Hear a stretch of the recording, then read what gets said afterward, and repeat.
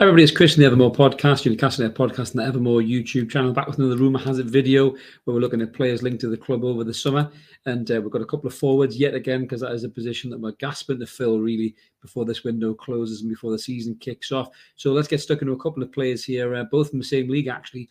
Just before we do a little bit of housekeeping, if you haven't already, please click that like and subscribe button. We'd love you to come and join us. I think we're on about 1,444, I think it is, subscribers. I'd love you to get us that 1,500 before the season kicks off.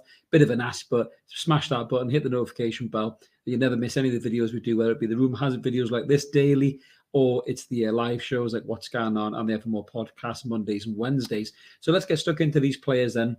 As I mentioned, a couple from Ligue 1. We've had some success there recently, as you know. We signed obviously Bruno from there. We signed Botman from there. So we have got some good scouting networks over there in terms of players that are performing quite well. So these two players have definitely caught the eye over there, kind of two ends of the spectrum, but both attacking players. So the first one I'm going to get stuck into is a Monaco attacking player who goes by the name of Sofiane Diop. So he's 22 years old, 5'9", right-footed. Predominantly plays on the wing, but can play through the middle as well. You can see some of his stats there. His key strengths and marks highlighted: long shots, dribbling, and defensive contributions, funnily enough. Now, he has been likened a lot in terms of his style to Hatem Ben Arfa, and you can see that the way the lad plays. He's got real good balance, good pace, petrifies defenders when he runs at them. He can shift to either side.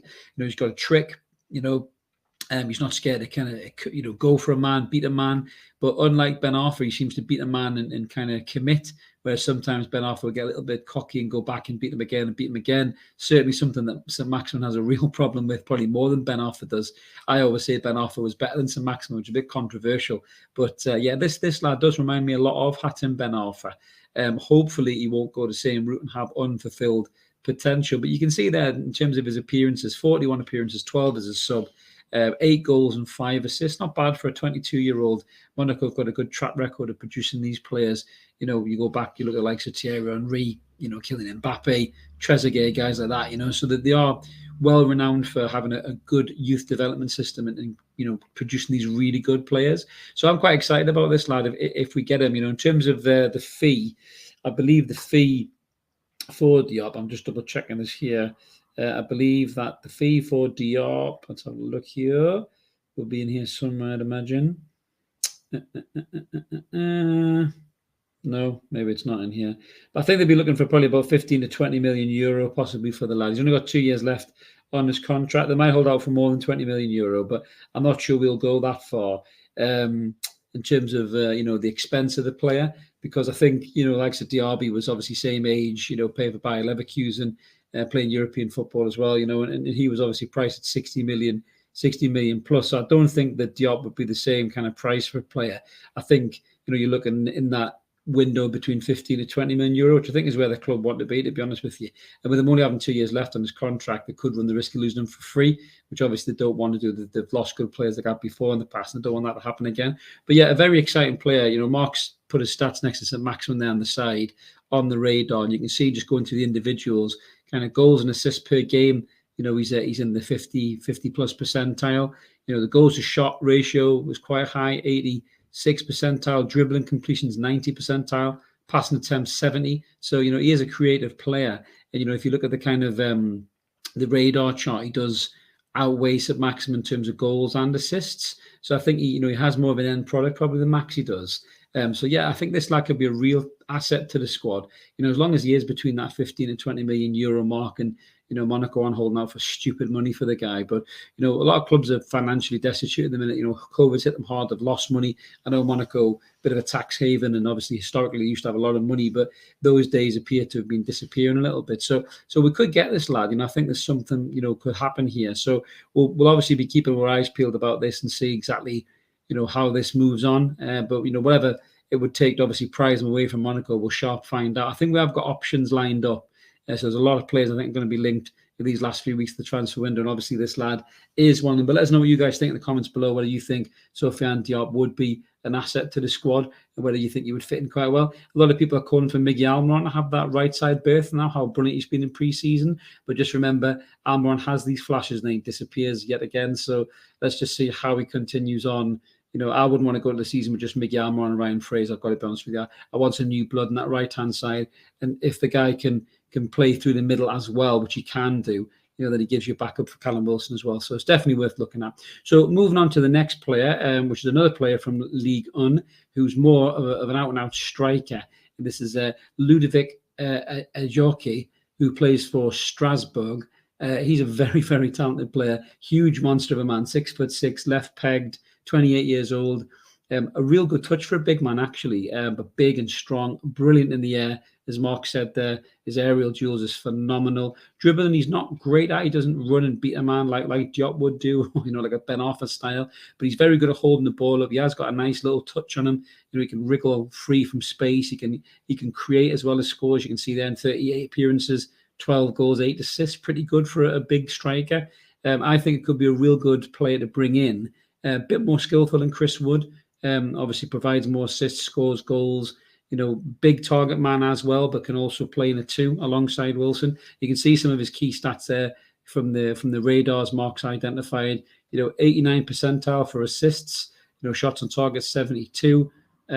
Passing attempts there 83. Aerial duels 1 massive 96. So if you want a big lump of a lad to win headers and start the play, this could be the lad. Chris Wood, the jury's massively out for me. I think we said it on the Evermore show on Wednesday. Another point blank header in front of the keeper. He's got to do better. I think he's a dud. I really do. I wanted to give him the benefit of the doubt, but I think he's an absolute dud. I think we've panicked buy, bought him in January. Could have got better. Should have got better. And I think he's an absolute dud. So with Ludovic Ajorque, I know the fee for him.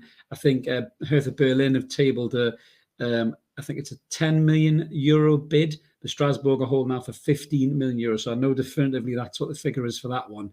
But that's good business as well. You're talking about kind of 13 to 15 million quid for a 28-year-old proven centre forward in the top 5 European leagues. So that's better value for money than Chris Wood. But, again, he might be a little bit too similar. But let us know what you guys think in the comments below about Ajorque, whether you think he would be, good to bring in. I would probably prefer a more nippy mobile striker. I know Callum Wilson's the main man. I quite like somebody who could play a similar style to Wilson, but just not expect to be a starter. We're probably going to do a video on Emmanuel Dennis, I think, as well in the next few days, and he seems to be getting linked quite a lot. Again, Belotti on a free. I don't understand why we're not moving on that. Unbelievable transfer. We could wrap up on a free transfer for 28 million quid. Maybe it's his wages, I don't know. But Newcastle should be all over that, in my opinion, rather than going to spend money over in Ligue 1 and potentially these 2 players as well. But, obviously with Diop, he can play on the wing, so technically could be 2 positions in 1. But yeah, let us know what you guys think in the comments below, whether you think, these players or any of those players I've just mentioned are worth looking at. But you can see from the radar stats there that Mark's lined up. Obviously goals, he's just a little bit ahead of Callum Wilson on there. In terms of assists, he's way ahead of Callum. Callum's an out-and-out goal scorer. He doesn't really create for other people. Just scores the goals, but we love him for it. So, yeah, these could be 2 interesting players, I think, to bring into the squad. One thing's for sure, as we're going into these next 2 games, I think, at the weekend, Atalanta and Bilbao. I'll be at the Atalanta game as well. I know people are keen to see what Zapata's like when he's there. But I think we're desperately needing a backup striker who's got a bit of mobility, who can find space in between a back 4 and get a goal for you. Chris Wood can't do that. He's looked shit in pre-season. He really has. I don't want to sound too hyperbolic, but he's looked crap yet again. I can't see him looking better in the Premier League than he did, the half of last season. He looked poor, really poor. I know he scored a couple of goals that were key in games, but he just didn't look very good. So I think, we need to be looking at another striker that can come in, maybe playing a 2 with Wilson, maybe drop out wide in a front 3, and then step in through the middle when Wilson's injured, but you will get injured again. I guarantee that. I hope it's a long time till he gets injured, but you just know Callum Wilson's headed for another spell out, because that's just historically what happens to him. So it would be absolutely batshit crazy if we go into this league with relying on Chris Wood as the backup striker. It just I can't have that. And I think a lot of fans can't either. It's just really unlucky that the Ekitike deal went south, because I think that was the one. And I'd like to think that these group of individuals haven't just thrown all their chips in on Ekitike, and now they're panicking about who to get. The Chris Wood deal looked like a panic deal to me. I think it was more about weakening Burnley than it was strengthening us, which is exactly what it did. But this season, we can't afford to take that gamble. We need proven goal scorers. We need people who can make an impact, can penetrate in the final third, can beat a back 4, and Chris Wood just can't do that, in my opinion, at the minute. Not the way we play football. But let us know what you guys think in the comments below about these 2 players, or any of the players you think we should be looking for. This isn't an ITK, as me and Mark say all the time. This is literally just reports on players linked to the club. Here's another 2. There'll be another 2, I'm sure, in the next kind of couple of days, and we'll be all over that. As I mentioned at the start, if you haven't already, please consider clicking the like and subscribe button if you like what we do. We'd love you to come and join us. Get us that 1,500 mark if you haven't done already. Smash the bell, and then you'll never miss any of our videos, whether it be these uploaded ones daily, or whether it be the 2 shows that we have Mondays and Wednesdays that go live. And again, if you come on them, jump in the comments. Let us know what you guys think about what's going on with the club. But this is Chris signing off for now. Let's keep supporting that team of Co United, and we'll catch you later. Cheers.